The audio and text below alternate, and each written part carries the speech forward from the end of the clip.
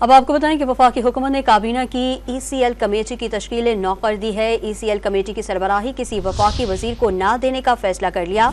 وزیراعظم کابینہ کی ECL کمیٹی کی سربراہی خود کریں گے۔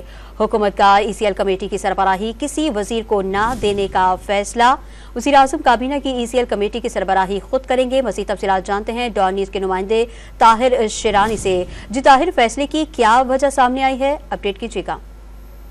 دیکھیں، جو سابقہ اتحادی دور میں اگر ہم دیکھیں تو وزیر قانون و انصاف جو کابینہ ECL کمیٹی تھی ان کے سربراہ تھے، اور نگران حکومت میں وزیر داخلہ بھی رہے ہیں کابینہ ECL کمیٹی کے سربراہ۔ لیکن اس کی بار اب فیصلہ یہ ہوا ہے کہ وزیر اعظم خود جو کابینہ کی ECL کمیٹی ہے ان کی سربراہی کریں گے، اور وزیر داخلہ کو کابینہ ECL کمیٹی میں بطور رکن شامل ہی نہیں کیا گیا۔ اس کے باوجود جو کمیٹی کی سیکریٹریل سپورٹ ہے وہ وزارت داخلہ دے گی۔